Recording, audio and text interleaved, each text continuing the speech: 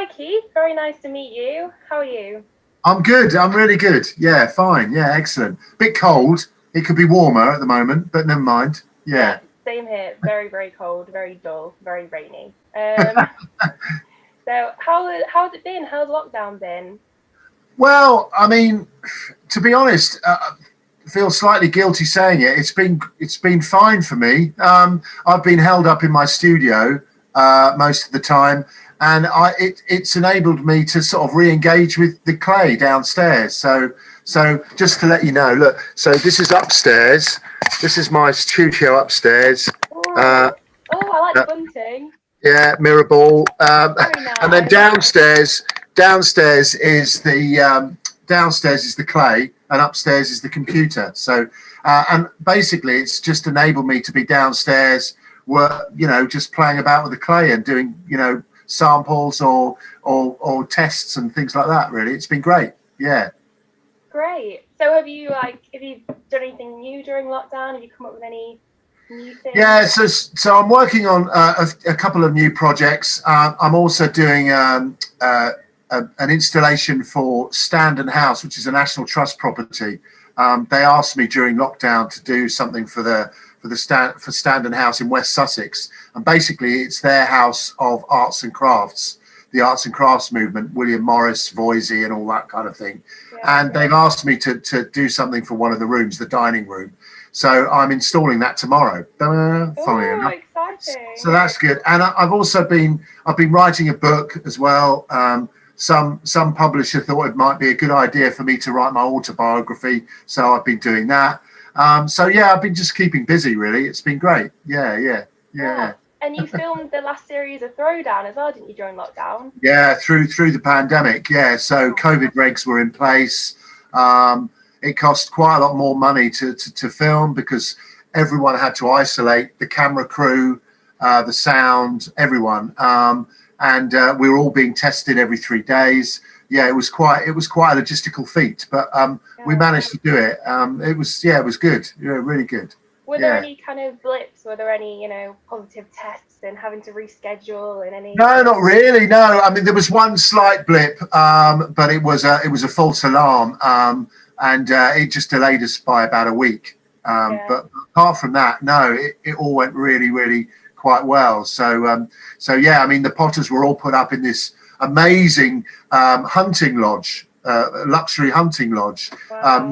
near Stoke, and Love Productions even built them a studio, so on the down days they could practice. So yeah, they were having a great time. That sounds amazing. I wonder if they'll keep that in the future then. Well, yeah, I think it might be good because I think it really helped and enhanced the show. The bond between the Potters was closer, I think, and that sort of transpired and transcended onto the camera, which was really nice. So yeah, hopefully, Yeah, it does sound good. yeah. So, you get quite emotional, don't you, during Throwdown? It's Yeah. something that a lot of people talk about, and I think that's a big reason why lots of people love the show and love you as a judge. So what do you think it is that makes you so emotional about the clay? Well, yeah, I mean, obviously, clay, I'm very passionate about it. It's something that I've sort of loved for over God knows how many years, 40 years now. I just really absolutely love it. And I remember on the first day of the first 10 minutes of the first filming of the first series, one of the Potters got into trouble, and I didn't know it was gonna happen. But I felt really emotional for them. It was all about getting stuff in the drying room, the jeopardy. And I remember that one of the directors in the monitor room, sort of I could overhear her saying, "Oh, one of them's in trouble. Quick, get some cameras on her. The drama." And then she sort of paused for a moment and said, "My God, one of the judges is crying. This is TV gold. Get some cameras on him." And from then on, I've just been just really emotional. And I think the reason why is because, quite frankly, the Potters, when they come on the show, it's incredibly brave of them for a start, because they're doing something that they really love and they're really passionate about, but they're doing it in front of cameras on national TV. And not only that, they're going to get judged for it at the end of every week. Yeah. And so I really do feel for them and admire them for doing that. And also, it's that thing that they're standing on the other side of the judgment table. They've got the work in front of them that they've worked on for that week, and some of it is incredibly personal.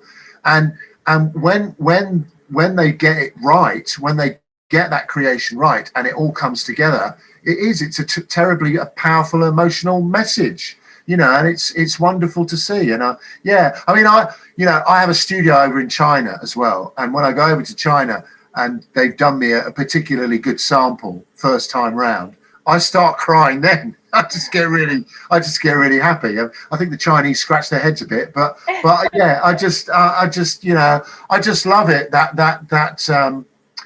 kind of communication that you can get through something that you love and that is very creative. Some people may cry over ballet or opera or a piece of furniture. I just happen to cry over pots. But there you go. Yeah. So do you often relate to the potters? Do you often see yourself when you were younger in them, or when you first started out in the potting? Oh God, yeah, so much. I mean,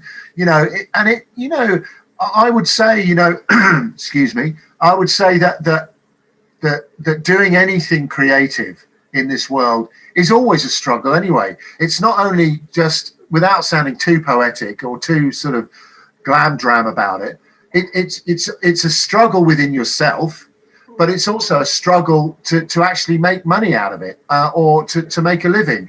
And so, there's a lot going on there. And so I've met obviously loads of creative people up and down in various events and things that I do. And you have that kind of almost unspoken bond with a creative already, even before you meet them, because you all come from a sense of place of, quite frankly, trial and error. Life is one big trial and error, and that's what creativity is all about. It's about trying things out.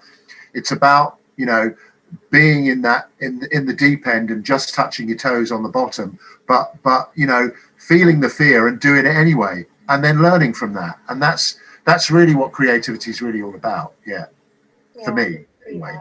Yeah. So how did it all start for you then? Because I feel like it must be quite maybe a niche hobby, some people might say. So how did you first get into it? Well, no, I mean, so I went to obviously secondary school like everyone else. 11 years old, I'm in the art room, and our art teacher at the time, Mr. Mortman. Again, you never forget a decent art teacher, or you never forget a decent, inspiring teacher, quite frankly.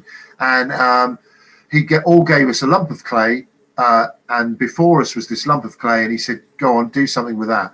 And half the art class started having a clay fight, and the other half started doing something with it. And I was in the latter, and I started doing something and making something with the clay.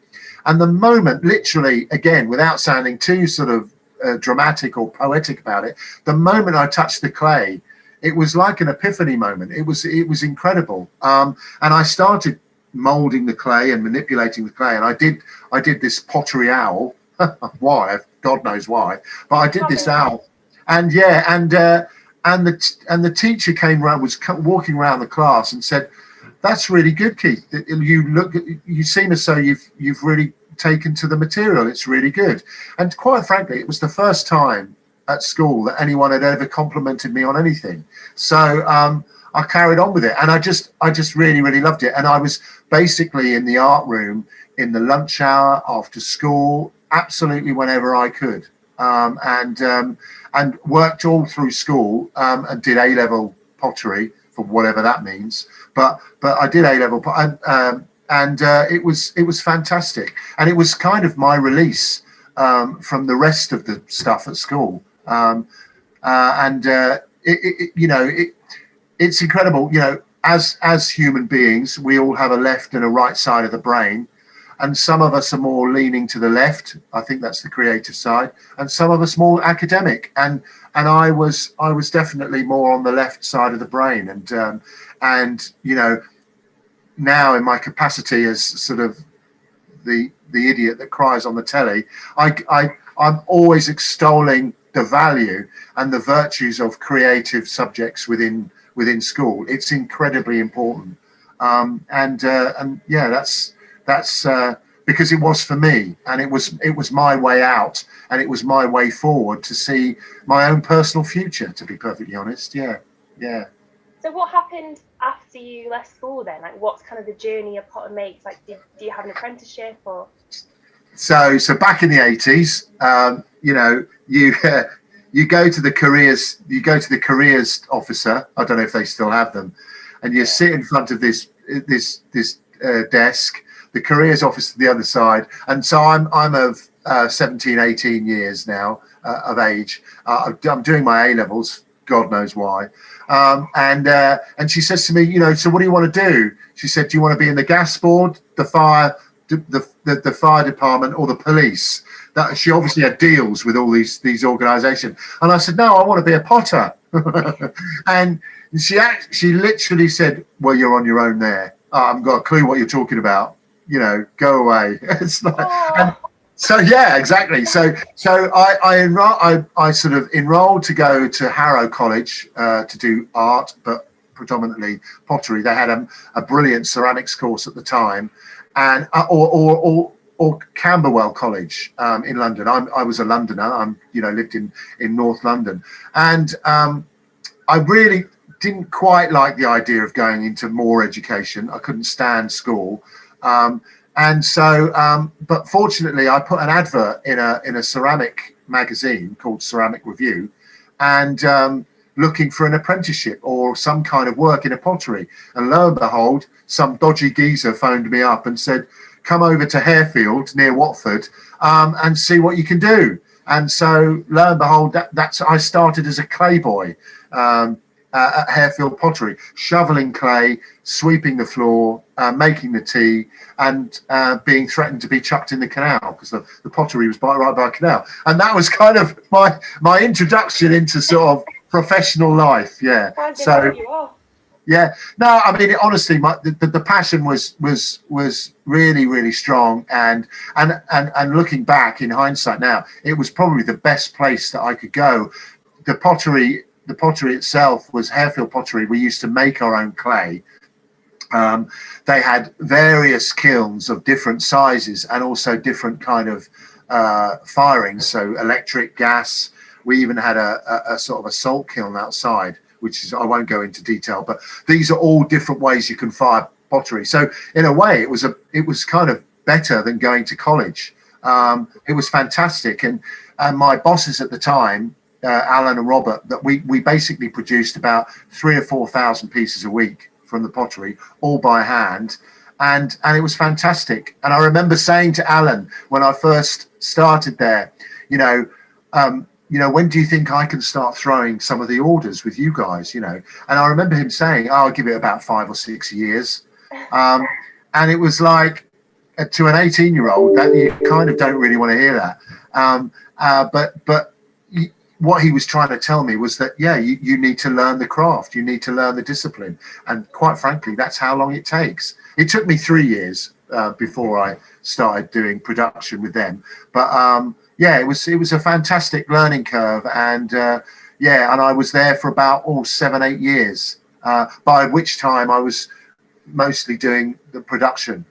By this time, Robert and Alan were either playing golf or fixing cars or whatever they were doing. So yeah, it was really good. And then I started my own pottery up in Highgate in North London, and then started, to cut a very long story short, started doing work for Heels or Habitat, Conran, Laura Ashley, even Marks and Spencer's handmade products for M&S, and most of the order runs were between 6,000 to 9,000 pieces, and it was all handmade.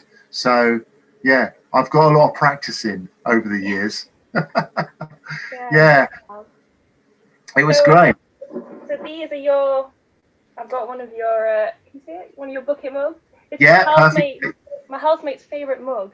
Okay. So where did this kind of come from, this design? Because I feel like this is a very popular one, isn't it? Right. So basically, it's ironic, really, because I suffer from dyslexia. I'm trying to look for a different way of describing what I suffer. It's not a suffering. I don't see it as an infliction. Yeah. quite frankly, I do talks in schools and stuff, and it's just a different way of looking at the world, quite frankly.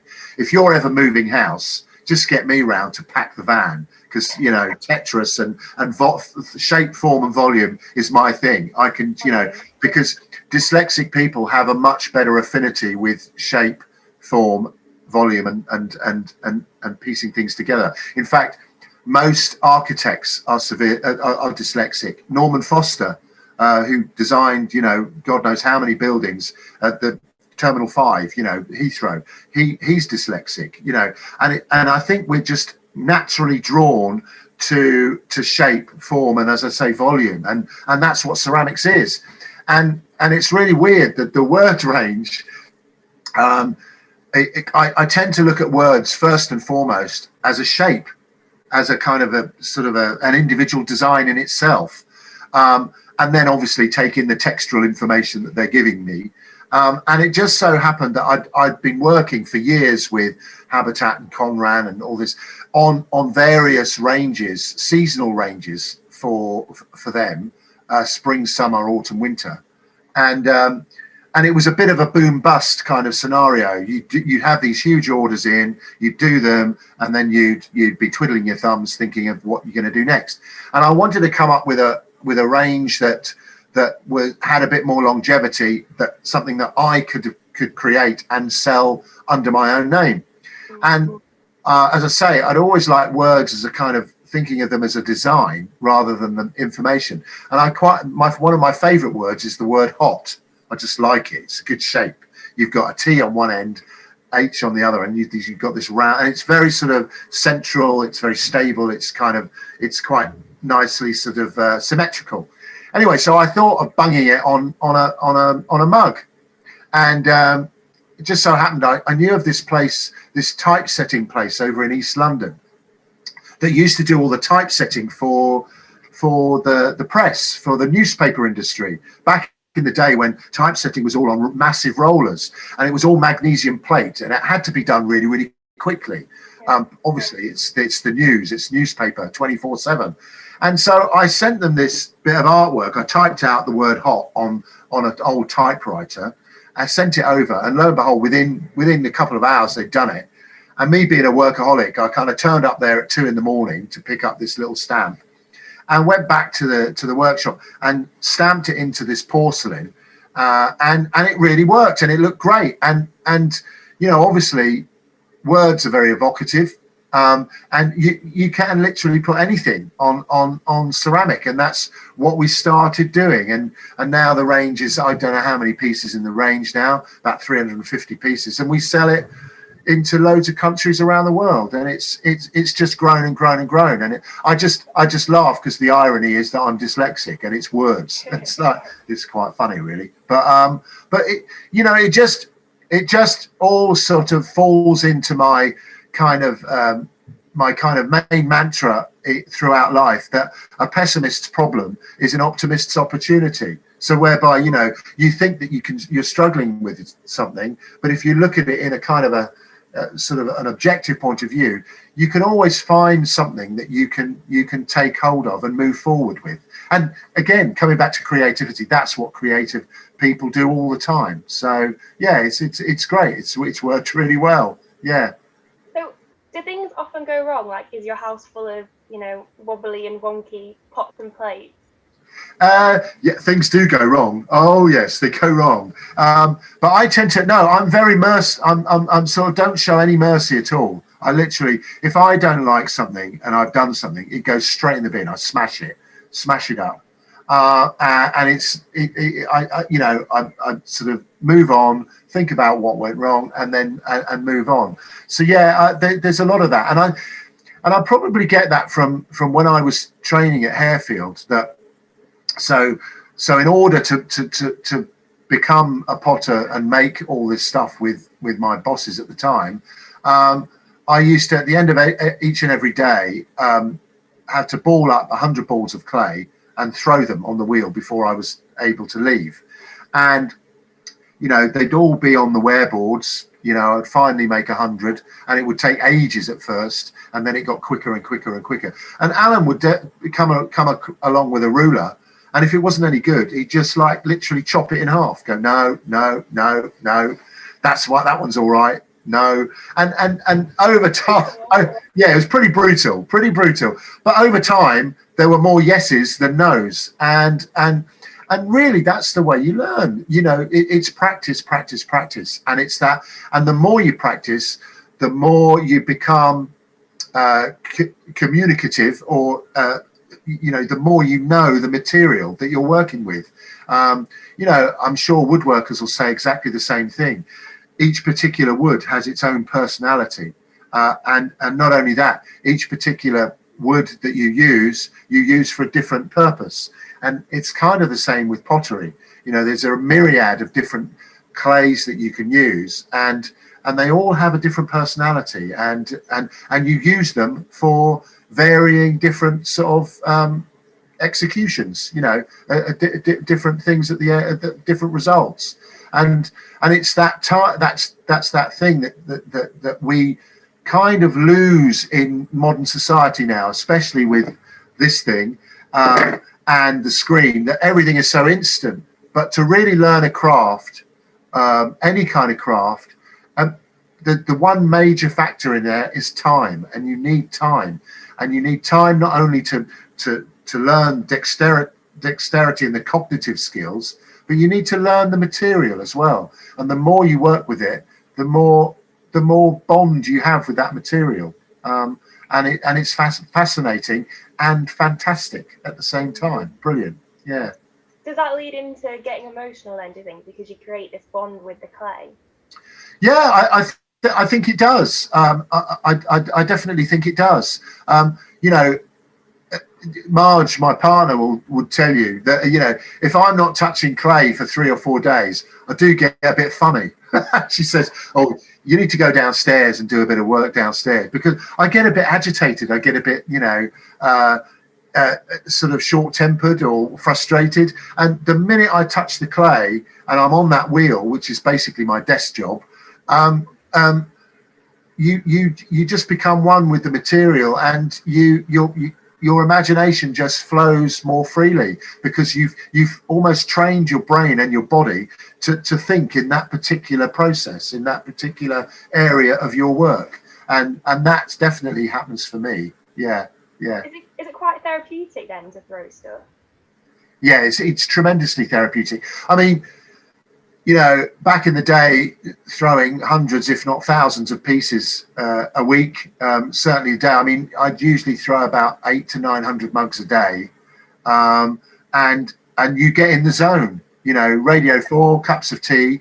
You know, you that haptic kind of that haptic thing happens with the haptic memory happens with your muscle memory, and you just lose yourself in what you're doing, and it's fantastic, and it can be incredibly cathartic and relaxing. But obviously, throwing hundreds of pieces at a time, you know, it takes its toll on your body, you know. And I remember back in the day when I was throwing thousands, I used to go to an osteopath once every other week, just to keep my back in check, because it's quite physically demanding. Yeah. Of course, because you're bent over quite a lot of the time, aren't you? So there's that. Yeah, I look like a bloody gorilla, quite frankly.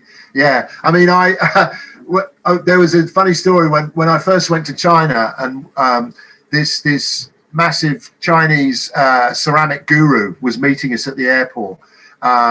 Samson, his name, an incredible master craftsman.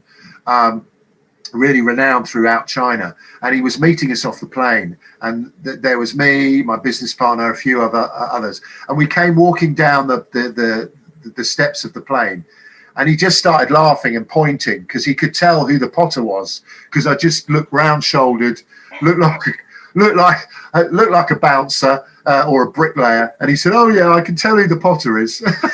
and it is, you kind of mold yourself around the wheel, and over years that's just what happens, unfortunately. Yeah. Yeah. Do you have any other like crafts or art or hobbies that you're into, or is it all about the potting? It is all about the potting.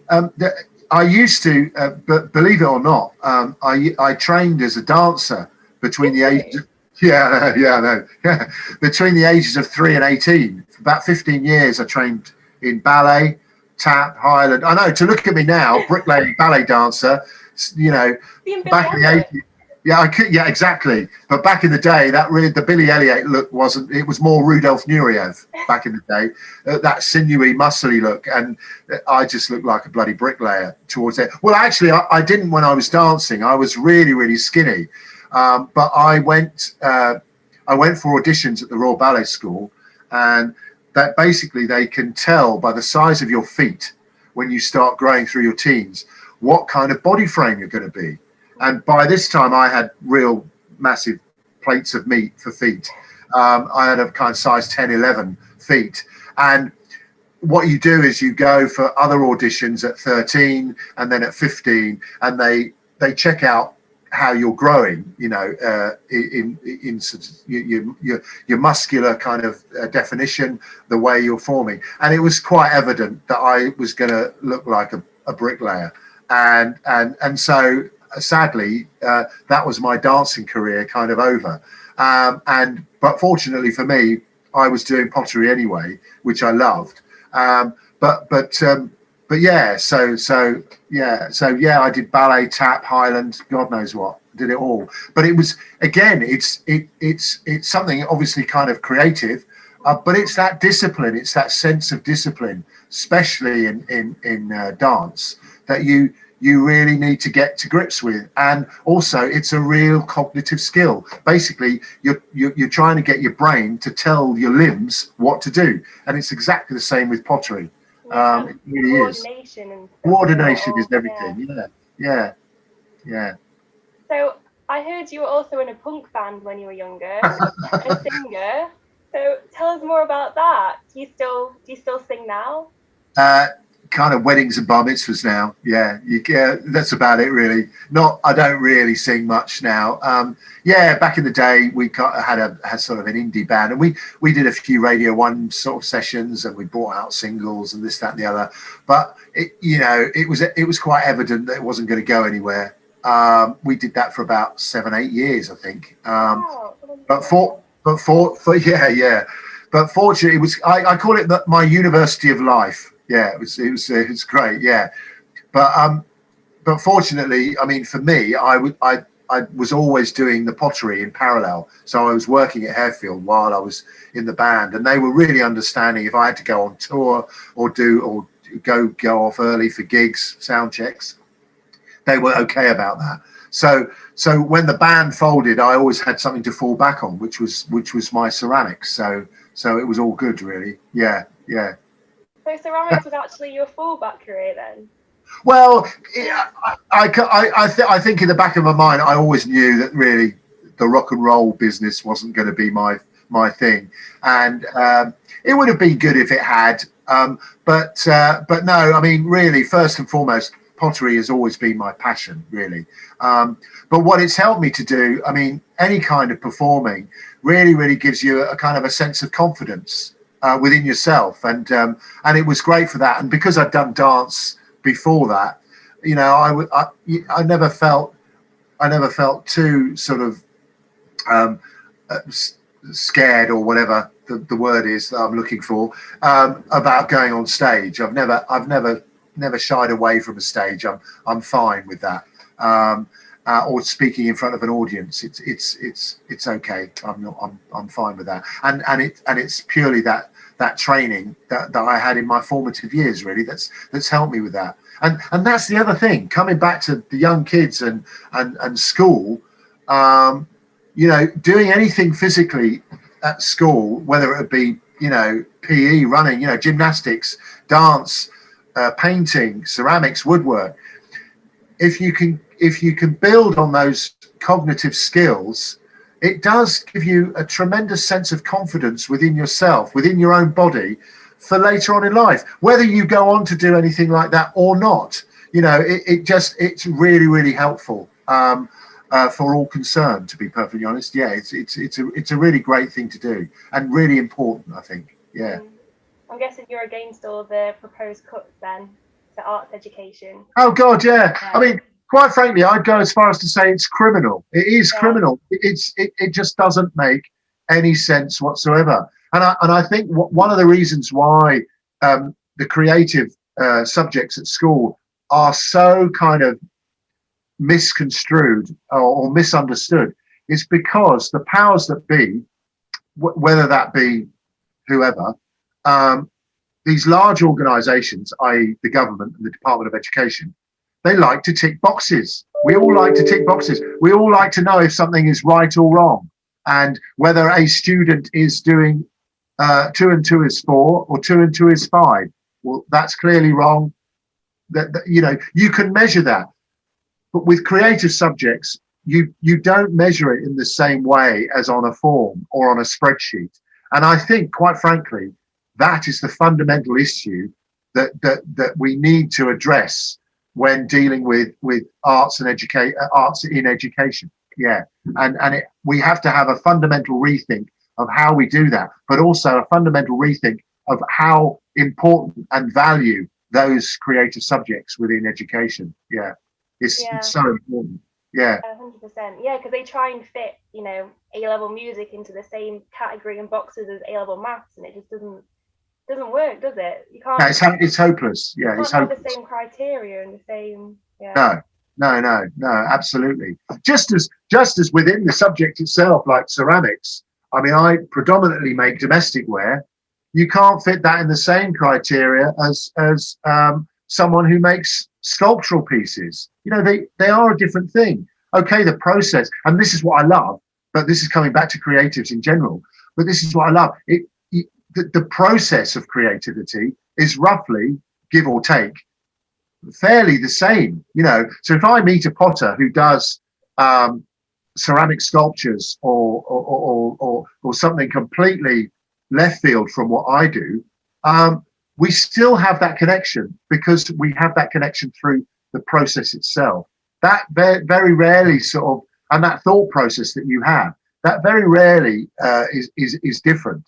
And that's really wonderful, and actually that's probably what I connect with most with the potters on the show.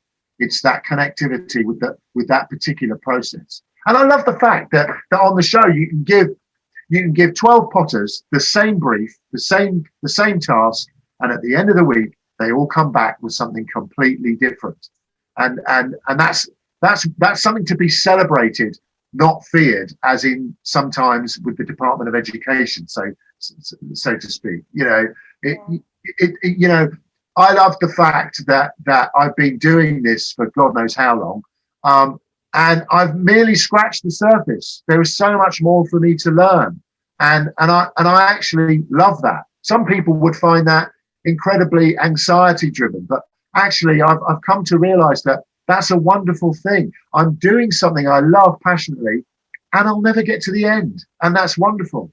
Yeah.